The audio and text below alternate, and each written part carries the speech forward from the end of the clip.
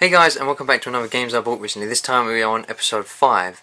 Now looking around at my room, I've actually got quite a lot more games than I thought I had. So let's just crack on with this and try and get through them all. First of all, I've got a kind of haul of games I bought from my brother. He sold me a load of games. And start off now. No new releases in this episode. Didn't get any games that come out recently, so a lot of old stuff from some newer systems and some older systems. Anyway, first game, this is from the stuff that I got with my brother. This is Resistance: Fall of Man for the PlayStation 3. Pretty good first-person shooter. You know, I think anyone who knows about this game already knows about it. Don't have to say much about this. Pretty decent, fun co-op. We played through it on co-op. That was fun. Some of these games I haven't played in a while, or I haven't played them at all, as I just bought them off him. I bought quite a lot. One of these is SOCOM 1, SOCOM 2, and SOCOM 3, all on the PlayStation 2. Haven't got around to playing these yet. Little fun army games, I think tactical, and I think they're pretty hard. And it might be fun to get around to playing that sometime. Halo 2 on the PC. And on the DS, I got Mario Party DS. I really love the Mario Party games. Favourites are, the second one's my favourite. I really love the Nintendo 64 and GameCube ones. This one's fun. They changed a couple of things, like you can buy as many stars as you want when you pass the stars now. And the hex system, not a huge fan of that. But the best thing about this game is that you can play 4-player multiplayer with just one game card, and that's excellent. And Mario Party is a lot of fun. Mario Party DS is really great. Also on the DS, Zookeeper, just like a Bejeweled style puzzle game. A lot of fun. I really love them, and this is a really great game too. Zookeeper, really nice. And now a lot of people know that I'm a huge fan of Guitar Hero and Rock Band. I actually have a separate channel completely dedicated to those games. I'll put a link in the description. It's called Jamie the Pain Rhythm. Anyway, so I got Guitar Hero 3 off of him. And Guitar Hero 3 is a brilliant game. What I love about this is that obviously this isn't made by the same people who made the first two Guitar Heroes. That was Harmonix. This was made by Neversoft. And Harmonix took a completely different route. They wanted to go with Rock Band. They wanted to make a more, you know, well, I say realistic, more of a music simulator rather than a fun arcadey game, which Neversoft, I give props to them because they stuck to it. And they did this really well. Like, they made it a little bit easier, the timing system and everything. They chose loads of great songs. I think Guitar Hero probably has better covers than the Rock Band series, in my opinion. And yeah, this is just a brilliant game. There's loads of hard songs on there. This is probably one of the best Guitar Heroes. Definitely check it out. It's cheap now. Excellent game. Also got Guitar Hero Aerosmith. And the one thing I don't like about this game is that it's not really Guitar Hero Aerosmith. It's really more Guitar Hero Joe Perry. And, you know, they make a lot of... and Steven Tyler. Even though there's no singing or anything. It would have been great if they left this to when they added in the band elements, so it could actually be Guitar Hero Aerosmith rather than Guitar Hero Joe Perry. Because this game doesn't really focus on the other members of the band. But, you know, great game, runs in the Guitar Hero 3 engine. A lot of fun if you like Aerosmith. This is excellent.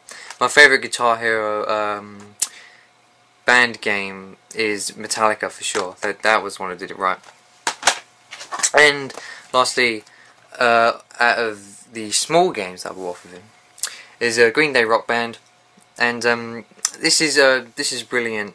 I like Green Day. I didn't really like them before this game, or before I played this game, because I pretty much associate them with Know Your Enemy, which is a terrible song. I still think it's a terrible song even after playing this game. But then I played this game and I saw that you know, they got their 1994 album Dookie is absolutely amazing. It's now one of my favourite albums. So I kind of took Green Day for granted until I played this game. But this is an excellent game. It's not as good as the Beatles Rock Band. It's definitely one of the best music games. And this it doesn't have the complete amount of love and attention that was put into Beatles Rock Band. But it's still really great, better than the Guitar Hero band games. I still think they've done a really good job on this, with all the, you know, the little nods to Green Day they do, where like the performer when he says like check my vital signs, Billy Joe will just do that on his wrist, and just other stuff like you got Trey Cool running around like he does normally in real life, and the graphics are good, and the music's great. If you like Green Day, this is a brilliant game, definitely. Okay, so like I said, that was the last of the small games that I bought from him in this haul. This is a collector's edition of a game I've played before, really enjoyed, but now I bought it off of him. And that is, big box here, Gears of War 3. So I'll do an unboxing of this right now, which is going to be tough because it's a big old box and I've got to find out how the hell to open it. Right. So first what we got this polystyrene stuff. Sorry for the noise. First off is the Gears of War 3 art book. You know, this is actually the first time I've looked through this since I bought it off him, so it's actually a proper unboxing. Oh, it's not an art book. It's a... well, it's like a sort of history book of Gears of War. Yep, loads of writing as well. Oh, there is art in it too. Now that looks really great. Next up we have the Adam Phoenix cog, which is pretty cool. I think you can, if you open this up, there's more stuff inside. We have a little flag.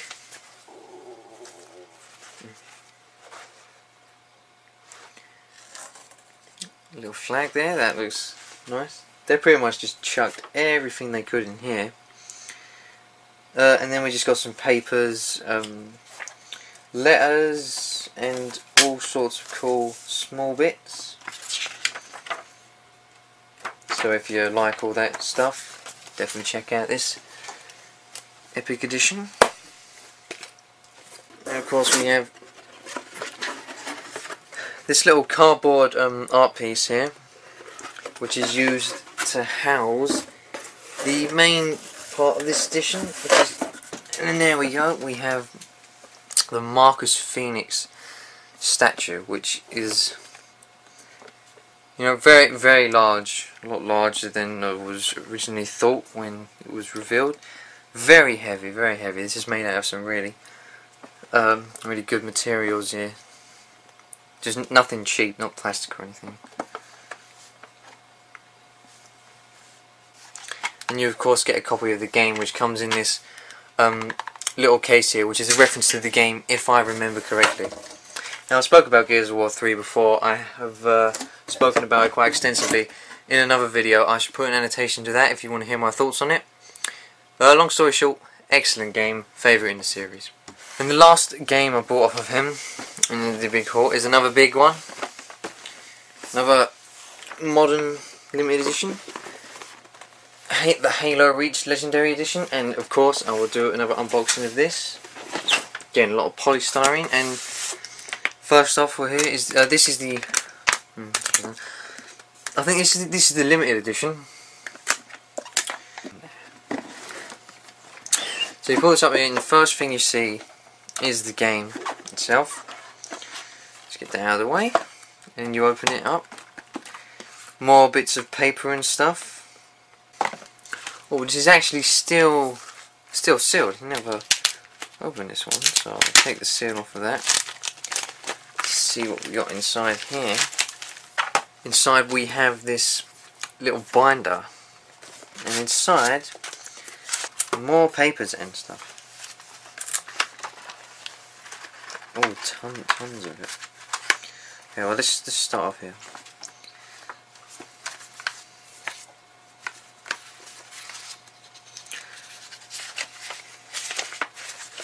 So you get a map,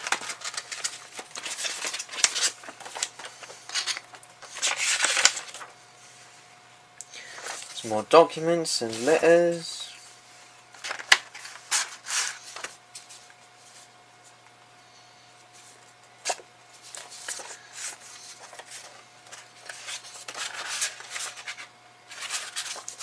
get a load of stuff with this edition. Lots and lots. A nice badge, UNSC badge, and in the binder itself, basically a bunch of notes and sketches and drawings. And this is really nice. Put a lot of effort into this.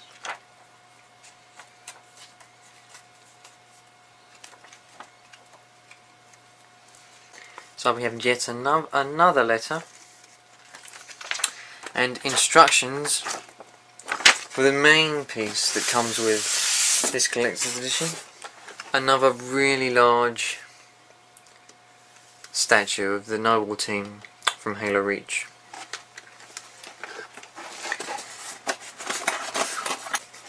And of course their weapons that go on the statue. Halo Reach is an excellent game. Bungie definitely went all out when they were making their last Halo game, and it really shows. The funny thing I think about prequels is that when the first game in the series is set up so that it's like just happened after something bad has happened, the prequel always shows that bad thing happening. So the whole game in Halo Reach, in the single player for Halo Reach, you know that the whole team, you know the ending, so you know the ending is going to be sad and destructive, and you're just playing to get up to that point. But the way they've shown it off is done really well. Halo Reach is an excellent game. The multiplayer is so good as well. We still play it at parties. We love Halo Reach, and it's an excellent game. I really do like the Halo franchise, and Halo Reach probably my second favourite, just because I have a personal liking to Halo 2. But next up on the games that I bought recently, well, I didn't really buy this, but I saved up enough points on the Nintendo Club Store to get the Game & Watch collection. Now, a lot of people are keeping these games sealed, but I was like, to hell with that, I'm opening it up, I want to play it. So I did play it, and it's fun. You get Oil Panic, Donkey Kong, and Greenhouse, and Greenhouse is definitely my favourite. That's a whole lot of fun.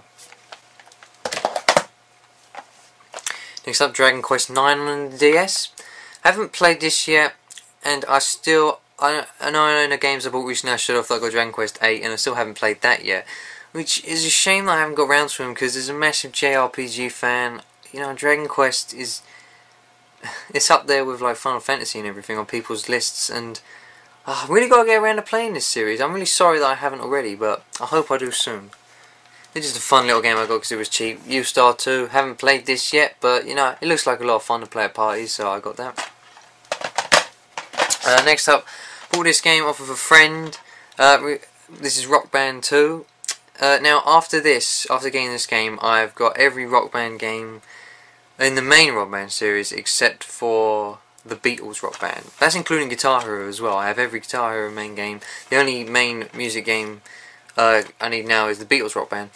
But Rock Band 2, it took what Rock Band 1 did and just perfected it. Rock Band 1 was like kind of a stepping stone in that whole full band experience, and it did it really well. But this just looked at all the faults of Rock Band 1 and just perfected them.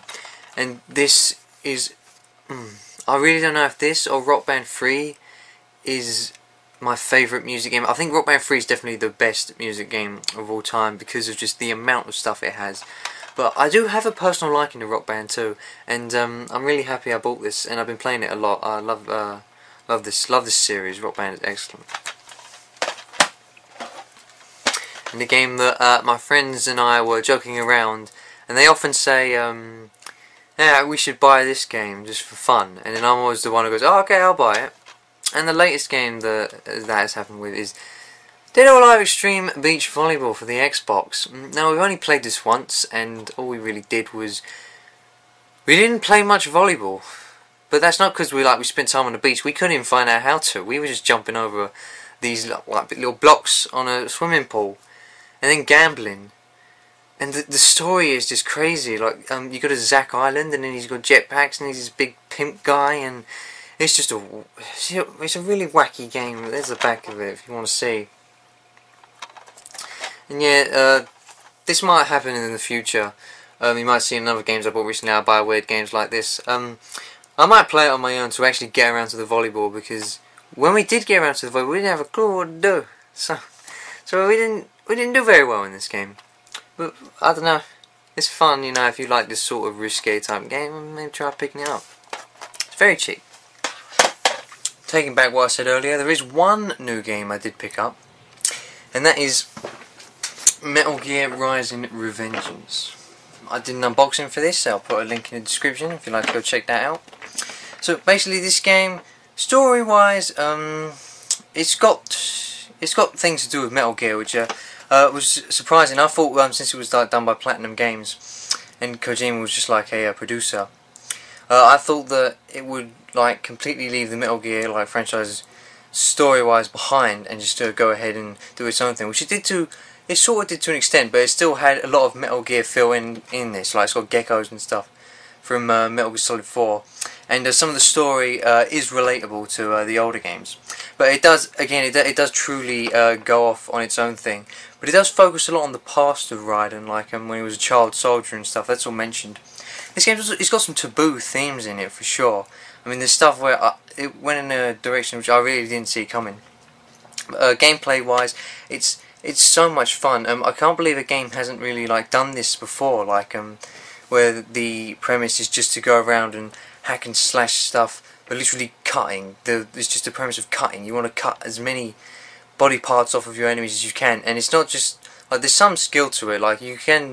You can't win by button mashing because of the parry system. Parry system takes a while to get used to, and the timing has to be really good to be able to pull it off. But then when it does, it's so satisfying. When a game does have a steep learning curve, in my opinion, but once you do get around to it, if you're dying, this is my experience. I died a lot in the beginning of the game just because I didn't really know how the game worked, and I got really disheartened. I did not want to carry on the game. It really did that for me. But once I did push myself and I did play a bit more, and it just becomes so satisfying when you finally learn how to do combos and how to parry and how to do all that great stuff. It just becomes so satisfying. One of the funnest games to play. It's only 4 hours long though, which is a shame. But there is DLC, and I do want to pick up the DLC. You get to play as Jetstream Sam and the Wolf from this, and I'm looking forward to that too. So I recommend this game if you're not a Metal Gear fan, because it doesn't have that much to do with Metal Gear. You won't be lost if you haven't played the other Metal Gear games. If you're just looking for a fun hack and slash, just all out good fun time, then I'd definitely pick up Metal Gear Rising. It's definitely great for that. Just a few hours of mindless violence. Yeah, absolutely excellent. Really fun playing this game. Loved it a lot.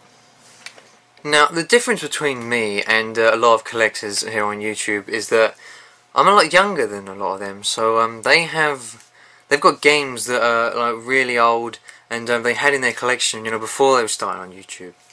But pretty much, I started a YouTube channel just as I got into collecting, so I'm missing loads of essentials from loads of old retro consoles. But what I've got here is I found a really great auction on eBay, and for just under £30, including shipping, I got a bunch of these great games for a system I have no games for yet, and there's the Sega Mega Drive. And I pretty much got all the essential games for it. All from, the essential franchise on the Sega Mega Drive, and one of my favourite franchises, of all time. And I'm not going for any complete collections at the moment. I mean, I have in the back of my mind what I would like to go to when I have more money and stuff. I could. And this is one of the franchises I would like to go for a complete collection. And that's Sonic the Hedgehog. So to start off, I got Sonic the Hedgehog 1, Sonic the Hedgehog 2, my favourite Sonic game on the Mega Drive, Sonic the Hedgehog 3, Sonic 3D, which, despite all the hate, I actually really like Sonic 3D. I know a lot of people don't, but, I've played it quite a lot and I do like it. Sonic the Hedgehog Spinball, Sonic and Knuckles, Dr. Robotnik's Mean Bean Machine. This is a puzzle game, and I love my puzzle games, so I really love this too. And Sonic Compilation, which comes with Sonic the Hedgehog 1, Sonic 2, and Dr. Robotnik's Mean Bean Machine, which I already have. But, it's nice to just get this as well. Now, I've played all these games extensively before, completed almost all of them on other consoles, but it's really great to finally have, I think this is all the Sonic games on Mega Drive, if I'm correct. So it's really great to finally have one of my favourite franchises of games on a console that I had no games for. So I do love retro games, and it feels really great to actually finally be able to start retro game collecting. And speaking of retro games, the last game on the list is another retro game for the Game Boy Color, and that is Zelda Link's Awakening DX. This is also my first Game Boy Color game. I had loads as a kid, but you know, they all got sold or whatever.